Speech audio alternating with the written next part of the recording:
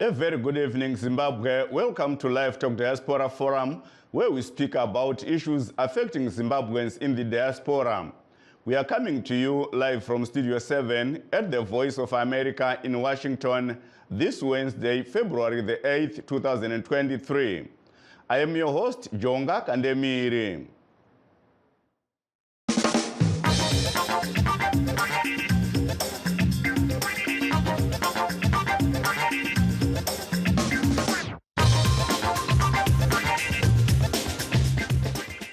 Tonight on the Diaspora Forum, we are looking at the State of the Union address by United States President Joe Biden in his second State of the Union address this morning, Zimbabwean time. The President of the United States.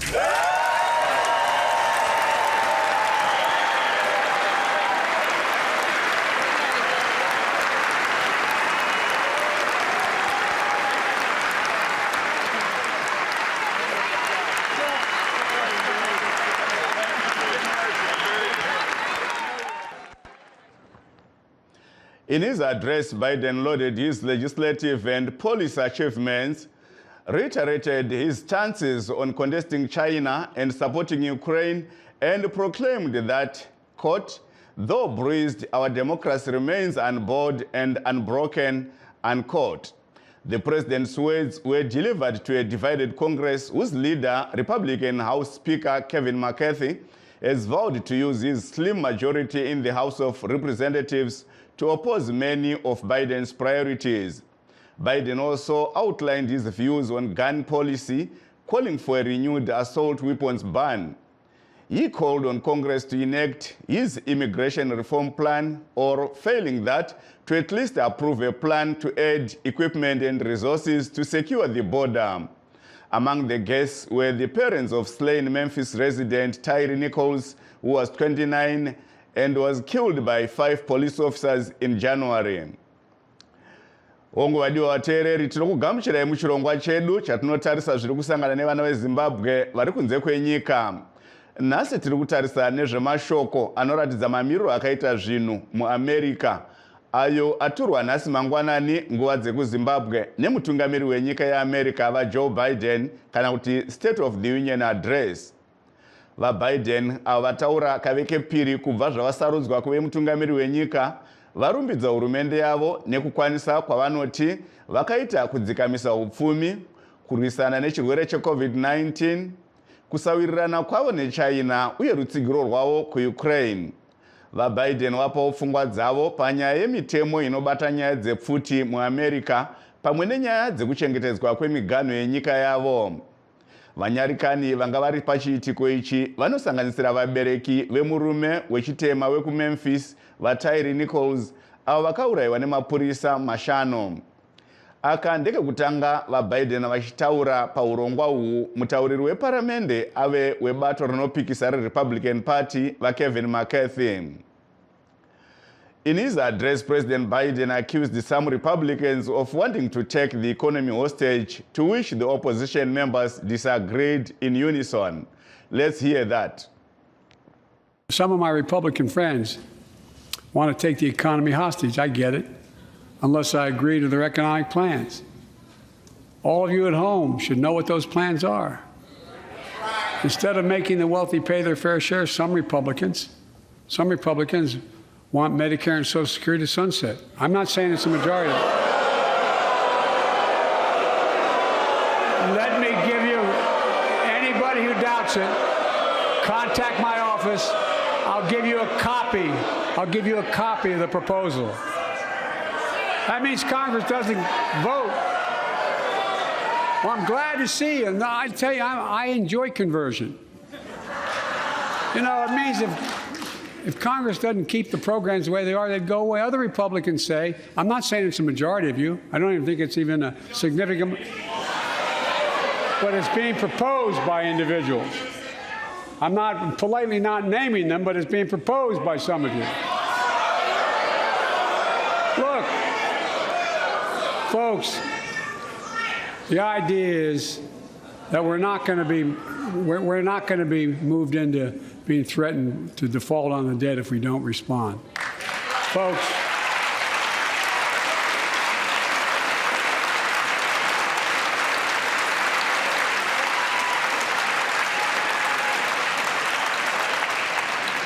So, folks, as we all apparently agree, Social Security and Medicare is off the books now, right? They're not to be discussed.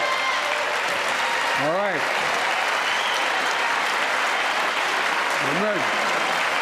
We got unanimity.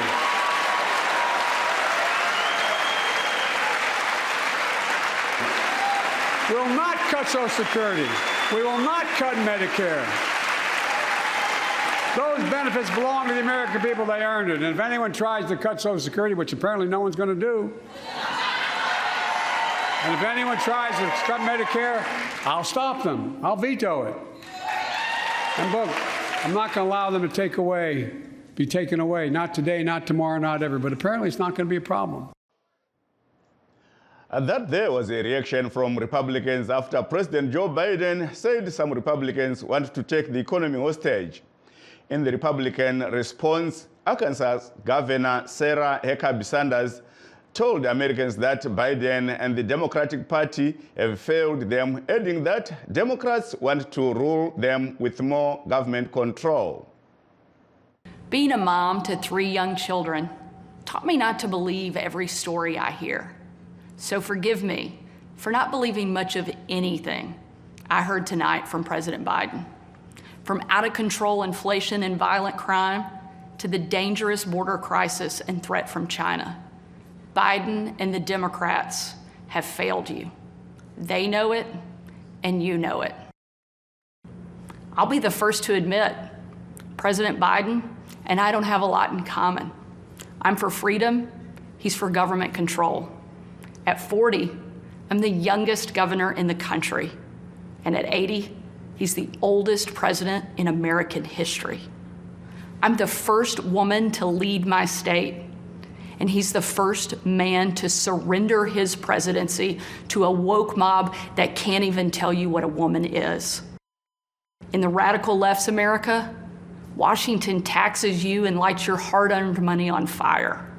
But you get crushed with high gas prices, empty grocery shelves, and our children are taught to hate one another on account of their race, but not to love one another or our great country.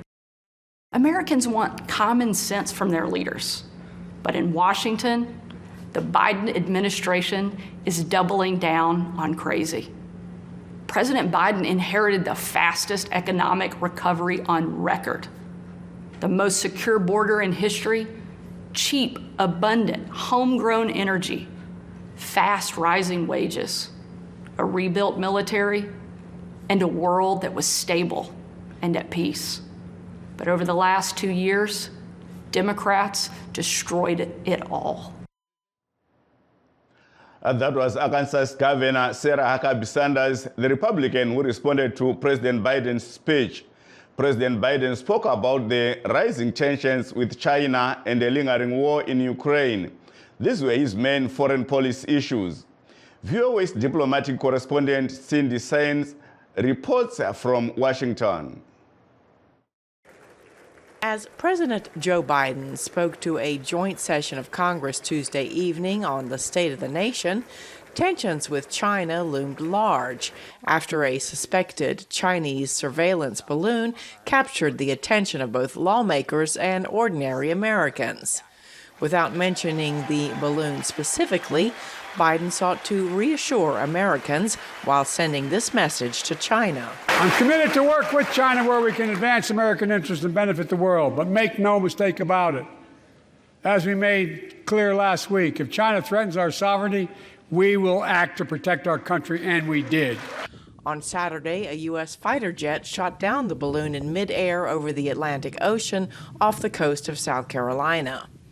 China has called the U.S. shooting down of the balloon unacceptable and an overreaction. Some Republicans criticized Biden for not ordering the balloon shot down earlier as it traversed the country. They may be looking for a tougher stance on China. Michael Kugelman of the Wilson Center told VOA. So he was not taking a forceful hawkish position. He was leaving open some space for conciliation. And I really don't think those members of Congress that want a more hardline stand would have been satisfied with what he said tonight. Russia's war against Ukraine was also featured in Biden's address. The U.S. has committed more than $27 billion in security assistance to Ukraine. Biden said Russian President Vladimir Putin's invasion 1 year ago was a test that America passed. We united NATO. We built a global coalition. We stood against Putin's aggression. We stood with the Ukrainian people. Tonight, we're once again joined by Ukraine's ambassador to the United States. She represents not just her nation, but the courage of her people. Some Republicans have been skeptical of military aid to Ukraine, but that was not the case when Republicans in the chamber, including House Speaker Kevin McCarthy, appeared to strongly support Biden's remarks. I have to say, I saw a lot more support coming from the Republican side of the aisle when he was speaking about Ukraine, particularly at the moment when he said, "We are in it as long as it takes." This is something that we have heard the Republican Party push back on, specifically saying that there wasn't a blank check for Ukraine. Apart from the war in Ukraine and a long-planned pivot to Asia, President Biden is planning for the first visit to sub-Saharan Africa by an American president since 2015. Cindy Sain, VOA News, Washington. Let's take a short break. Don't go away. We'll be back soon. In times of change, when the world seems uncertain and what we hear doesn't reflect what we see, we seek the truth. When we are told only part of the story, we lose trust. In moments of crisis, our dreams, hopes, and wishes for a better tomorrow depends on a free press.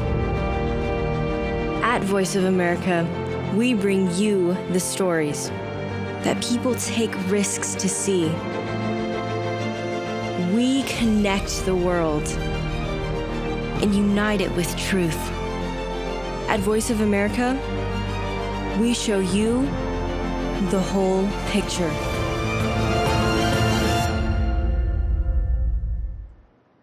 For those that have just joined us, please note that we are streaming live on our Facebook pages, VOA Shona, VOA Studio 7, and VOA Ndebele. We are also live on YouTube, VOA Zimbabwe. We are now joined by our guest, political analyst, Pearl Matibe, who is here in Washington, Usani Ntini, a Zimbabwean based in New York, and Tim Muringai, another Zimbabwean who is based in Ohio. Welcome to our show, ladies and gentlemen. Thank you. Thank you. Thank you. Welcome. Let me start by throwing this question to Ms. Matibe. What do you have to say about the President's State of the Union address? Thank you so much for your question. I'll just preface this by saying that I'll speak very quickly because I may have to abruptly end because of the location where I am right now. But yes, regarding President Biden's State of the Union address, that was a very strong statement. He aimed to try to unify both parties and to unify America.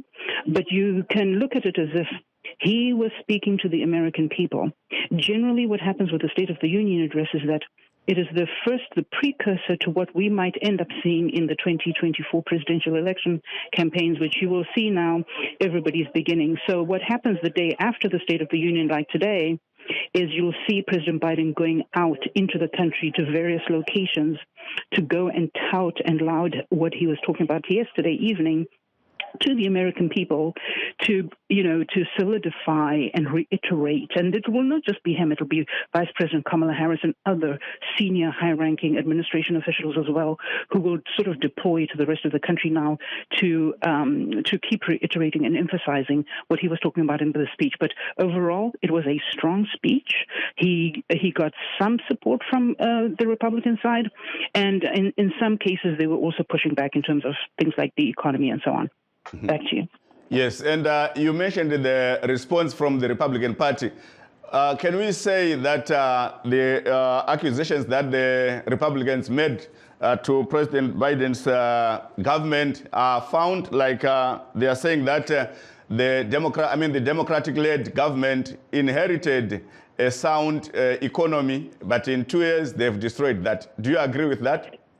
Actually, I don't know that I can say that I agree with that statement, because these two speeches, both the Republican speech from President Biden and the counter speech from the Republican side, Governor, were both very strong speeches in their own rights. However, they were also both extremely different speeches. President Biden's speech, the content was heavy on data, on numbers, on evidence of the work that he has done, in him explaining to the American people, this is what I have done and this is where we have left to go.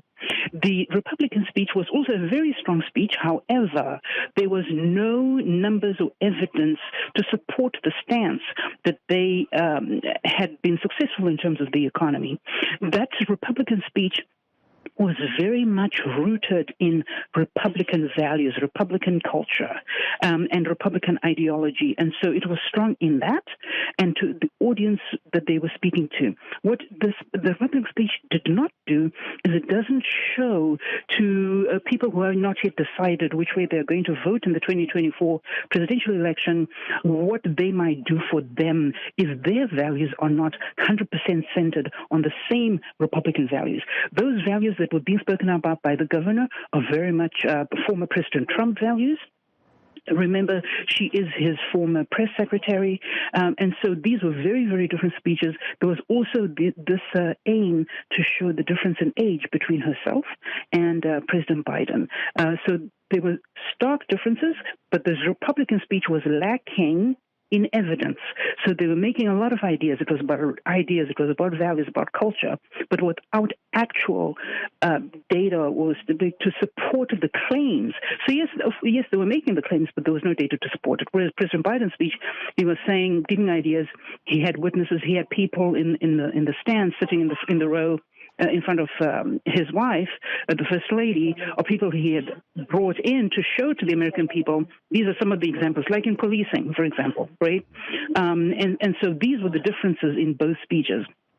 Very strong speeches, both of them, but they point a very important message as to where each one of these two parties stands right now and where they will be moving forward headed into the election season. This is about the elections. This is about the next election season now. Back to you. Thank you so much, Ms. Matiwe. I'm not sure whether you still have some minutes to be with us, but if you are about to leave, thank you so much. Yes, I'll stay until I need to go. Thank you so much. Thank you so much. Let me go to Mr. Muringai. Mr. Muringai, are you there? Yes, I am. Yes, Mr. Muringai is based in Ohio. We heard President Biden reaching out to Republicans so that they can work together. Your take on this? I think it's a very productive thing. Anytime both parties work together and have bills passed, because like we evidenced the past year, there are quite a number of bills that were passed that needed bipartisan support, like the assault weapons ban that they're asking for. Part of it was passed in terms of the background checks and all that with that. And then we have the microchip bill that was passed by partisans. So, everything that is worked together by both parties, I think, is very applaudable. Ndingati mungodzokorora nerurimi rwaamai mashoko iwayo ekuti takanzwa mutungamiri wenyika yeAmerica vaJoe Biden vachikurudzira kune vebato rinopikisa remaRepublicans kuti vange vachishanda pamwe chete. Munoona sei danho iroro? Ndinoona zviri very important kuti kana munyika muchiitwa utongi vanhu vanenge vachipikisana kana mapoka anopikisana vashande pamwe chete nokuti ndo kuti nyika iende pamberi. Tinoona kuti iyo Republican Party nemademocratic Party vakambopasa mabills ane zvekuita nezvepfuti inonzi assault weapons ban. Havana kuzoita yese asi vakabatana kuti vaite zvebackground check nekuti vanhu vachekwe kuti vari mentally stable here kuti vave nepfuti. Tikazoona microchip bill rakapaswa neimwe inonzi Inflation Reduction Act. Saka kana vachishanda pamwe chete tinoona kuti zvinobatsira nyika kuti iende pamberi.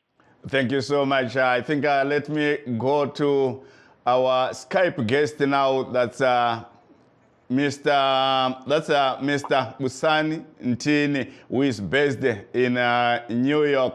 Mr. Ntini, how are you? I am doing well. How are you doing? Thank you so much. Do you see the Republicans heeding Mr. Biden's call? Most probably not. I believe that what we are seeing happening now is really a precursor of 2024. I think every party, whether Democrats or the Republicans, they are preparing for 2024. Each person is trying to show their own hand, and they are pushing for things that will make them win in 2024. I found the speech by Biden to be a bait at some point. He was really baiting and trying to push the Republicans to show their hand, especially when you look at things like, sunsetting of the Social Security and Medicare. He pretty much had them committing to the American people on national TV that they would not, sunset those two programs. Please kindly repeat that in isiNdebele. Ngombono wami ngibona ngani esikubone kusenzakala izolo kutshengisela ukuthi amaphathi omabili ama-Democrats nama-Republican asekhangele ama-election ayi-presidential aka-2024. Iphathi ngayinye izama ulungisa umgwaqo wokuthi bekwanise ukuthi bewine u-2024. So yonke into abayenzayo bayenza bekhangelele u-2024. Siyabonga baba. Let me now go to Miss Matibe. Miss Matibe, let's go to Zimbabwe for a second. Do you think President Mnangagwa would invite the opposition to work together like what Mr. Biden did?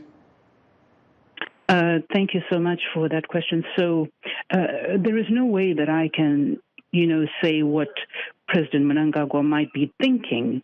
However, what I would say that if he has the true intention or a sincere intention to show that democracy is at play, that transparency is at play, that the plebiscite, the electoral and population who's eligible to vote have as much access to make their choice with a free will, then there is no harm in inviting anybody who is opposed to your own view for them to participate fully in the process. When that process is diminished, when that process is hindered, when that process is sabotaged, when there is violence in that space, then you might as well tell the world and your own people that there is no democracy here and that there will be no free and fair election. We have already seen extensive violence in the country. So already those pillars are in great danger. So, we cannot predict or say what President Mnangagwa might be thinking. However, what is his intent? What is it that he wants for the country? What is it that he wants for the people and for the future? Yes. Is he going to... Yeah, so these are things that, history will remember him for something. It just depends. Which side of history does he want to be remembered of? Thank you so much, Ms. Matiwe. Please do stay on the line. We have our first caller from South Africa. Hello, caller. Hello. Yes, tukutaura nani? Mukutaura na Albert. Mkoma Albert. Muri kupi ku South Africa? Ndiri ku Limpopo ku West Richard. Thank you so much. Tipei tinzwe maonero enyu. Ndiri kuona president weAmerica achitaura zvinhu zvakanaka, asi nekuti vose tiri kuAfrica kuno vamwe vedu hatigoni kutsigirapo tongozwa kuti nyika yedu yakamira sei, asi kutaura kwakanaka. munotaura imi kuti hamugone kutsigira, muri kutaura muchitarisa nyika yeZimbabwe here kana kuti kuAmerica?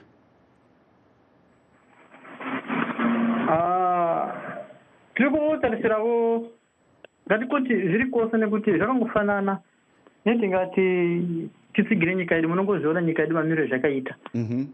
Ungangotsigira asi munozoona kuti unongotsigira zvacho kuzozviwani. Saka vai vari koko kuAmerica uko seivo president veAmerica vari kuzamawo kuti isusu Zimbabweans neutongo hwedu tigone kusunungukawo. Ndizvozvo. Aiwa, tinotenda zvikuru mukoma Albert. Thank you so much. Thank you so much. Tinotenda. Ndodzokera kuna vamuringai. Vamuringai, tabvunza nerurimi rwechirungu kuti mungaona here zvakaitwa navaBiden zvekukoka vemapato anopikisa zvichiitikawo kuZimbabwe, vaMnangagwa vachikokawo vemapato anopikisa kuti vashande pamwe chete? Izvo handione zvichiitika nekuti ndanzwa hangu mai vedu Matibe vachitaura kuti havasi kunyatsoziva kuti president vanenge vachifungei, but tinoziva isusu kuti nhoroondo kana kuti history inotiudza kuti vaMnangagwa is not a very open person in terms dzekupikiswa kana kupiwa maviews akasiyana neavo. Saka ine handizvione zvichiitika, asi pamwe zvinokwanisa kuitika hameno, but nehistory yavatiratidza 43 years handizvioni. But Mr. Muringai, some may argue that already there is Pollard. President Mnangagwa has invited opposition leaders to work with him. Well, I might say Pollard is something like this, if I can explain it in simple terms. Nditaura nechirungu kana kuti nechishona? Taurai zvei nechirungu kana shona chero mataura izwi rinozwikwa. Okay. Yeah, zvakafanana nekuti ndikaita team yangu inonzi Dynamos. Inini ndobva ndaita coach, ndobva ndatora vanhu veDynamos ndobva ndati vaite mareferee, ndobva ndatora vanhu veDynamos ndobva ndati vaite mamatch commissioner tichitamba neHighlanders. Saka ipapo ndobva totaura kuti hai izvo hazvishandi izvo. Pollard ndozvayakaita. Thank you so much, Mr. Muringai. Let me go back to Mr. Ntini. Mr. Ntini, what would you say were the main foreign policy issues Mr. Biden highlighted? The speech yesterday wasn't so heavy on foreign policy, except China and Ukraine. I mean, he did, indicate that the U.S. would not, be scared by, what's happening in China, and the U.S. is going to continue to, try to take the manufacturing jobs from China. And then when it comes to Ukraine, he did indicate that, they are the leaders of NATO, and they'll continue to push to make sure that Ukraine is defended by the NATO nations. So his speech wasn't too heavy on foreign policy. Obviously, they are looking at 2024 elections, and we have a house that is divided. Yes. So he really wanted to talk about the internal politics before going beyond. Thank you so much. Ms. Matibe, do you think that there were any deficiencies in his foreign policy statement? Here's what I will say, and here's what we know for sure. In the way that the current Biden administration projects its foreign policy conduct, its internal domestic policies are intertwined with its foreign policy. And so when you see how President Biden presented a State of the Union yesterday, there are a number of issues which kind of connect into the national security. Thank you so much. Thank you so much, Ms. Matibe. Time is against us, and that brings us to the end of our show. We would like to thank all our guests, and of course, you, the viewers and listeners at home. Be sure to tune in again tomorrow. Signing off in Washington, this is Jonga Kandemiri saying good night, Zimbabwe.